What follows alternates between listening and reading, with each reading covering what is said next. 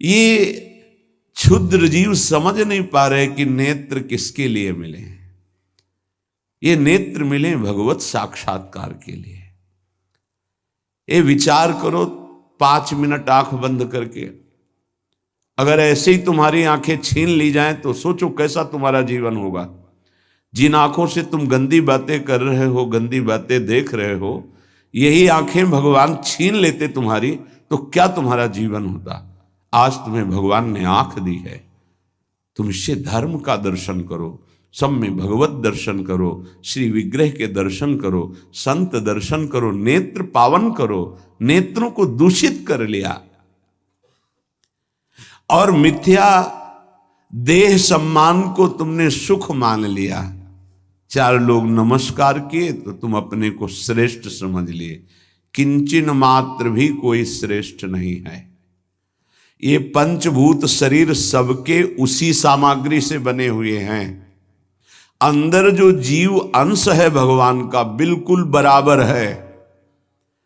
अब जो सम्मान और अपमान होता है गुण और अवगुण का होता है, और गुण और अवगुण दोनों मायाकृत है। सुनो तात मायाकृत गुण और दोष अनेक, ये दोनों मायाकृत है। तो तुम किसका सम्मान? माया का। किसका अपमान? माया का। तुम तो मान और अपमान दोनों से परे हो। अगर कोई तुम्हें प्रणाम कर रहा है तो तुमको उसकी श्रद्धा को प्रणाम करना है।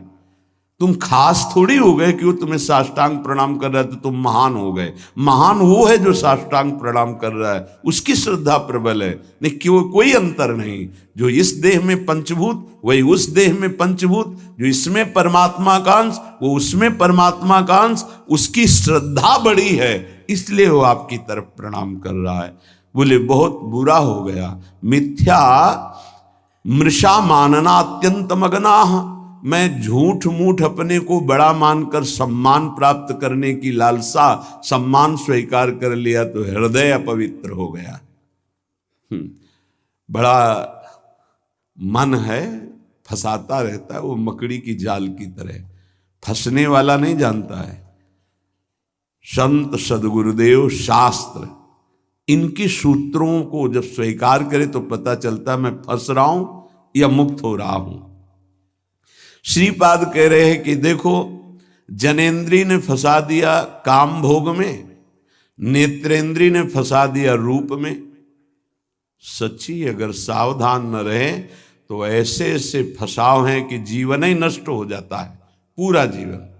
और उसको लाख समझा रहे थे, कुछ समझ में नहीं आ रहा था। बस वो ये समझ रहा था कोई आशीर्वाद मिल जाए, जादू टोना मिल जाए कि वो जो हमारी मित्र है वो वापस हमको मिल जाए वापस। बस उसको इतना ही लक्ष्य था।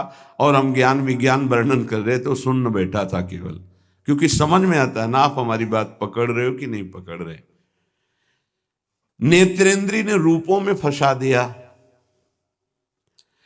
हृदय मलिन हो गया सम्मान प्राप्त करने की लालसा से। और कह रहे जिभ्या मिष्टान्न निष्ठा विरमति न मनाग्वित सग्रंथनुचितम। जबान आ गई भोजन के स्वाद में, ये मिष्ठान्न है, ये चटपटा है, ये बड़ा स्वादिष्ट है। जिभ्या रसेंद्री यदि भोजन के स्वाद में मगन है तो राधा नाम सुधा रसम का स्वाद नहीं ले पाएगी। उचित आहार जो भगवत प्रसाद रूप है उसको डाल लेते हैं, उसके प्रति हम आसक्त नहीं होते, स्वाद दृष्टि नहीं रखते। पूर्व के संत भगवान के दर्शन होते थे, खप्पर रखते थे नारियल का, नारायण नारायण, दाल खीर रोटी जो भी मिला खप्पर में डाला मिलाया। स्वाद से मतलब नहीं, प्राण पोषण से मतलब है। और यहाँ धनिया की चटनी अलग, टमाटर की चटनी अलग, भरौआ मिर्च अलग, ये अलग ये अलग, तो फिर राधा नाम सुधा रसम भूल जाओ। ये 2 अंगुल की जबान है, बस इतने में सारा खेल है। यहाँ से नीचे उतरने पर कोई स्वाद नहीं है भाई, इतने में घुमाने का स्वाद है। और अच्छे अच्छे इसी में फंस जाते हैं। जिसकी रसेंद्री विजयी नहीं हुआ रसेंद्री से, वो हर इंद्रिय का विजयी होने पर भी विजयी नहीं माना जाता। रसेंद्रीय विजयी जनेन्द्रीय विजयी जरूर होगा, और रसेंद्रीय जनेन्द्रीय विजयी संपूर्ण इंद्रियों का विजेता माना जाता है। धैर्यवान उसे ही कहते हैं जो दो इंद्रियों को काबू में कर ले, रसेंद्रीय और जनेन्द्रीय। रसेंद्रीय मिष्टान्न आदि भोग पकवान पाने के लिए लोलुप जीवन हो गया, पेट बढ़ करके छाती से एक बीता ऊंचा हो गया है, उठने बैठने में दिक्कत होती है, पर पाने के समय और कितना अधिक पाया जा सके, ये स्वाद वो स्वाद वो स्वाद कितना पाओगे, मर जाओगे पाते पाते, फिर भी तृप्ति नहीं होगी। बहुत विचित्र वासना है, बहुत विचित्र वासना है। चित्त वित्त सग्रंथ अनुचितम, ये विचार ही छोड़ दिया कि उचित क्या है अनुचित क्या है, बस धन मिलना चाहिए, जैसे धन मिले। सच्ची बात, आज चरित्र भगवत धर्म मर्यादा इसका महत्व धीरे धीरे समाज से हटता जा रहा है, धन का महत्व होता जा रहा है। जैसे धन की प्राप्ति हो, चाहे चरित्र का नाश हो, चाहे धर्म का नाश हो, चाहे जीवन का ही क्यों ना नाश हो जाए, क्या दुर्दशा है।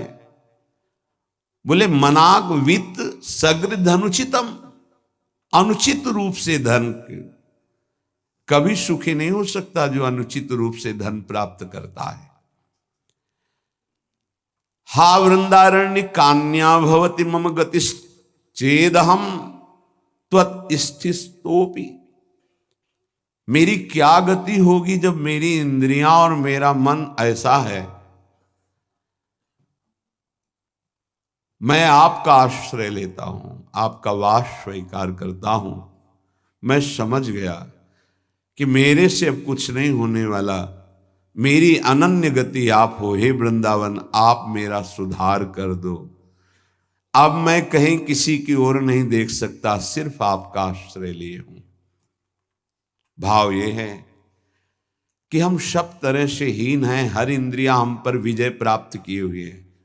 उल्टा इंद्रियों पर हमें विजय प्राप्त करना चाहिए, इंद्रियां हम पर विजयी हो गई हैं, अब हम कैसे मुक्त हों।